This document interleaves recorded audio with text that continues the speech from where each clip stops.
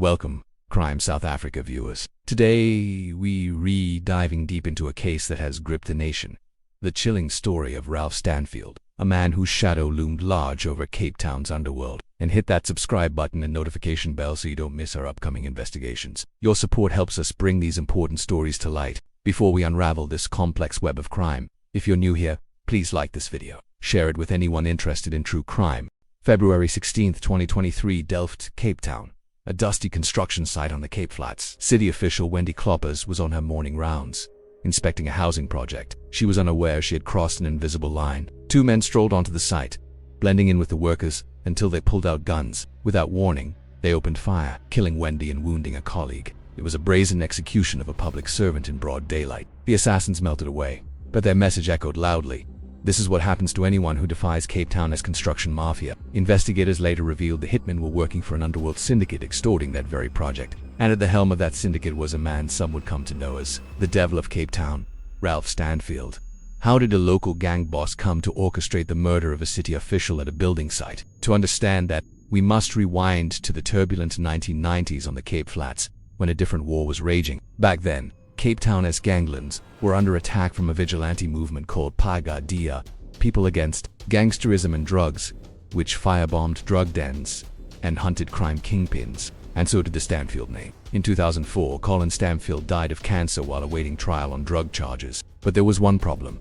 Ralph lacked the underworld credentials of the generation before him. He had never been made in the prison number gangs. He wasn't a fully initiated 28's member, two traditional gangsters. He was an outsider to those sacred codes. Yet, what he lacked in prison tatters, he made up for in charisma and ambition. On his deathbed, the old kingpin reportedly anointed his nephew, Ralph Stanfield, as his successor. Desperate to survive this onslaught, a powerful Cape Flats drug lord, Colin Stanfield, brokered an unprecedented alliance among rival gangs. This multi-gang coalition became known as the Firm, a united front against Pagadi's crusade. For a brief moment, enemies stood side by side against a common foe. The Firm's power waned after Pagad's leaders were jailed in the early 2000s. But its legend endured. At just 22 years old, Ralph suddenly inherited a ready-made crime empire.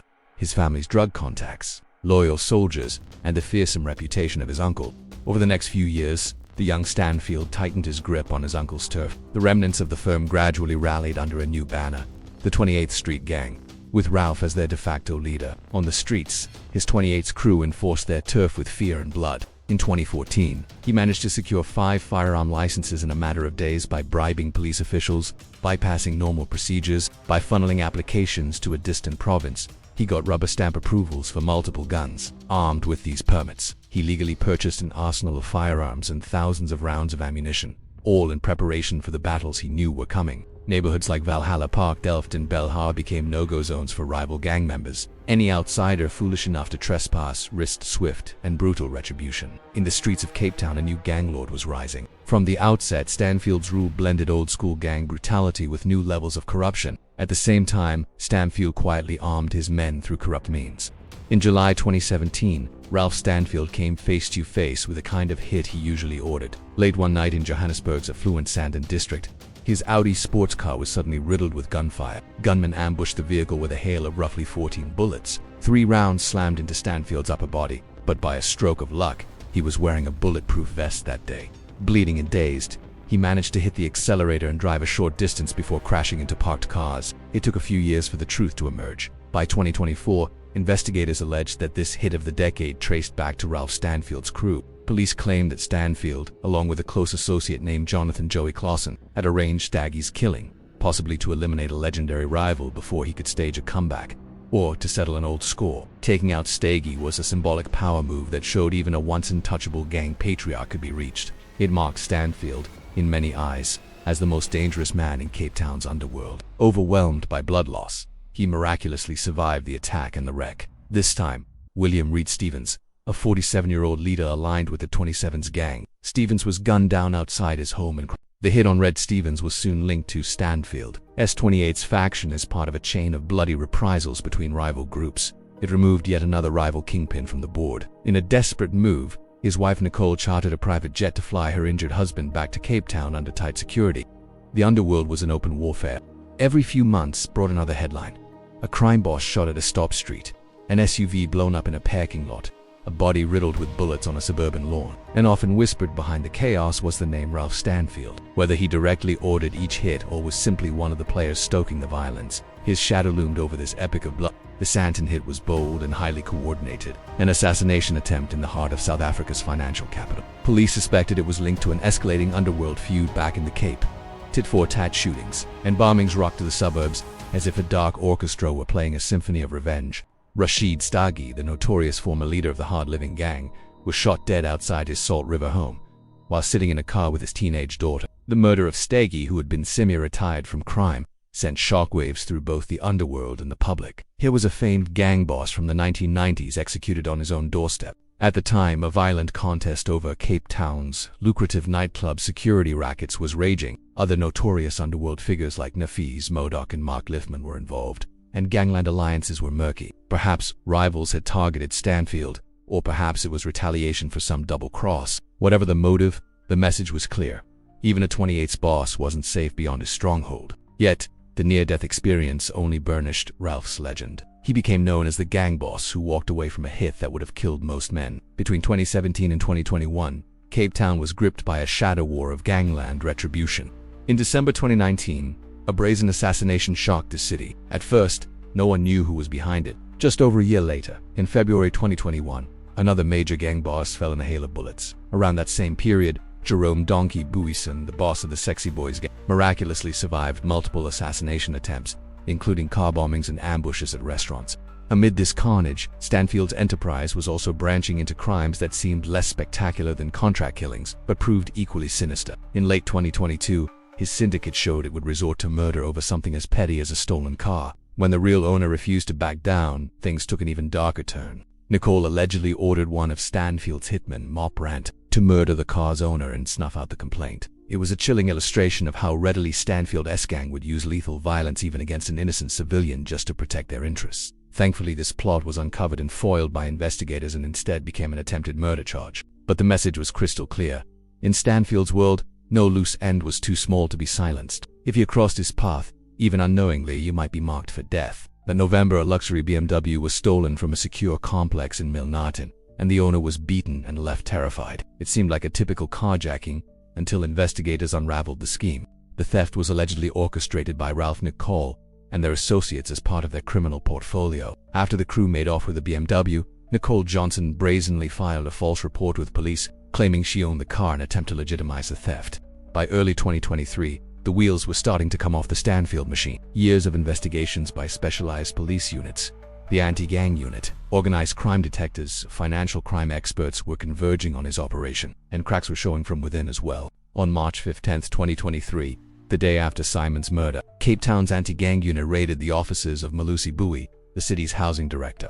Acting on a tip that this official was on Stanfield's payroll, officers seized laptops, files, and documents, anything that might tie municipal housing contracts to Stanfield's syndicate. The very next day, Cape Town's mayor suspended Bui. The raid made headlines, exposing a gangster's infiltration of City Hall. A respected public official was now suspected of conspiring with a gang boss to defraud the city of nearly $1 billion in housing funds. In early March 2023, two of Stanfield's close associates, including a relative, Simon Stanfield, were gunned down in separate incidents just days apart. Whether this was an internal feud or rivals exploiting weakness, it signaled dangerous turmoil around the kingpin at the worst possible time. That moment arrived in September 2023. In an early morning raid that month, officers surrounded Stanfield's upscale Constancia home and arrested Ralph and Nicole. The charge that finally stuck was the attempted murder of a former employee who had stolen from him, a man who had secretly turned whistleblower and given police the evidence they needed. Stanfield was denied bail and kept behind bars. After nearly 2 decades at the helm of Cape Town's underworld, the devil of Cape Town was now caged. Then came the event that truly blew the lid off Stanfield's white-collar schemes. The pieces fell into place. Wendy Kloppers' murder a month earlier was revealed to be anything but random. She had tried to push back against extortion at that Delft housing project, and the construction mafia, allegedly directed by Stanfield, made an example of her. Now, with Bui implicated in city contracts under scrutiny, the full breadth of Stanfield's operation was coming into view. It ranged from street-level thuggery to high-leveled corruption in government offices, all interconnected. The noose was tightening. Stanfield surely knew it was only a matter of time before the law came for him. That moment arrived in September 2023. In an early morning raid that month, officers surrounded Stanfield's upscale Constantia home and arrested Ralph and Nicole. The charge that finally stuck was the attempted murder of a former employee who had stolen from him, a man who had secretly turned whistleblower and given police the evidence they needed. It triggered aftershocks in the underworld. In Stanfield's strongholds, violence spiked in the weeks after his arrest. As of rival factions in November 2023, just 2 months after Ralph was locked up, his cousin and closest lieutenant, Mogamat nor Meg Stanfield, was shot dead in broad daylight. Meggs had been Ralph's second-in-command in the 28s.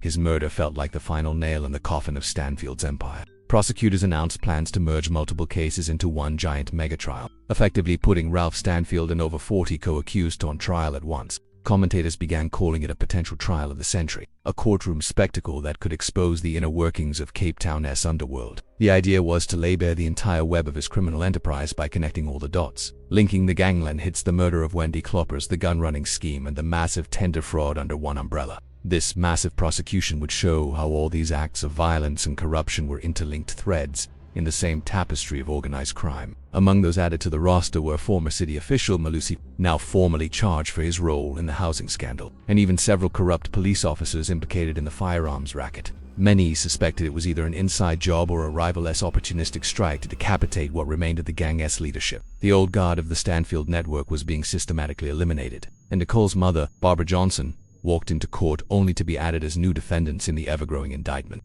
They were charged with defeating the ends of justice, essentially accused of trying to hide or destroy documents tied to the construction contracts and front companies used in the fraud. By then, the case listed 29 accused, set to rise above 40 if all the related cases were combined. In court, the once swaggering Stanfield now sat in the dock, surrounded by family members, cronies, corrupt officials, and hitmen, the very network he had built.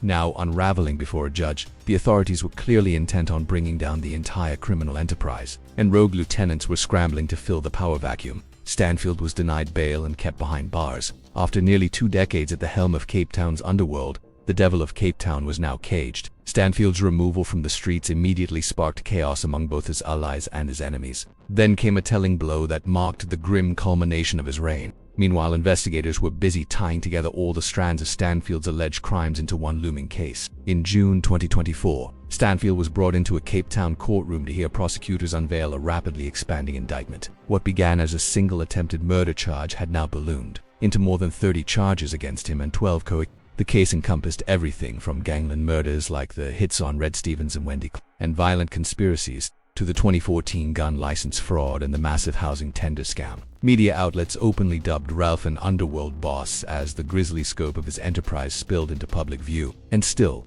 the authorities kept digging. In October 2024, the state took an unprecedented step. Defense lawyers protested that combining so many charges and defendants would be unfair and unwieldy, but a judge gave prosecutors the green lights to proceed and granted them extra time to prepare. As 2025 began, the net widened further. On January 31, 2025, Stanfield's own brother, Kyle Stanfield. Today, Ralph Stanfield remains behind bars, awaiting that long-anticipated trial. If convicted on the myriad charges against him, he could very well spend the rest of his life in prison, and many on the Cape Flats might breathe a sigh of relief. But even as this alleged devil of Cape Town faces judgment, the story offers no simple comfort. For decades, men like Stanfield have risen and fallen in these communities, and the scars they've left do not heal easily. Gangsterism has seeped into the fabric of the Cape Flats, entrenching itself in areas long plagued by poverty and neglect. Does he feel the weight of all the lives destroyed, or is he simply plotting his next move, confident he can outmaneuver justice one more time? What is certain is that Cape Town's battle with organized crime will not end with Ralph Stanfield's downfall, but his case could be a turning point, a chance for authorities to lay bare the entire anatomy of a gang empire and perhaps dismantle it for good. For the first time, the courts are connecting the dots between the street shootings and the high-level corruption, painting a full picture of how a gangster's reach extends into every corner of public life. It's a moment of reckoning that has been a long time coming. Yes, one feared crime boss may finally be brought to book, but the void he leaves could easily spark more bloodshed as others compete to take his throne, and no court verdict can bring back the lives already lost. In many Cape Flats neighborhoods, generations have grown up under the shadow of gang rule. Some residents live in terror and despise the gangsters, while others, out of fear or desperation, have come to depend on them, even seeing them as protectors. It was this harsh environment that enabled Ralph Stanfield's rise, and his fall, dramatic as it is, won't by itself undo that reality overnight. there is also the human toll that lingers. The murder of Wendy Kloppers, a public servant simply trying to do her job, was a stark reminder that gang violence doesn't just consume gangsters. It endangers ordinary citizens and honest officials too. Her death sparked outrage far beyond the usual circles, showing that the underworld's reach can strike anyone, anywhere. It is the story of a young man who took up a criminal mantle and built his own dark kingdom, one murder at a time, one bribe at a time. A man who allegedly turned community construction projects into battlefields and even turned police officers into pawns. By his early 40s, he had become perhaps the most notorious crime boss in Cape Town, only to watch his own family and allies pay the price for his sins. For countless families on the Cape Flats who have lost sons and daughters to stray bullets, turf wars, or the poison of drugs, seeing Ralph Stanfield finally in the dock is deeply bittersweet. In the end, the saga of Ralph Stanfield is a story of power, corruption, and the perilous allure of the underworld. Now, as he sits in a jail cell awaiting trial, one can only wonder what goes through Ralph Stanfield's mind. And so, as the city braces for this massive trial, one question lingers. When the devil of Cape Town is finally put to rest, will it truly bring peace? What are your thoughts on this complex case? Let us know in the comments below. If you found this video insightful, please hit that like button, subscribe for more true crime stories, and ring the notification bell so you don't miss our next upload. Thanks for watching.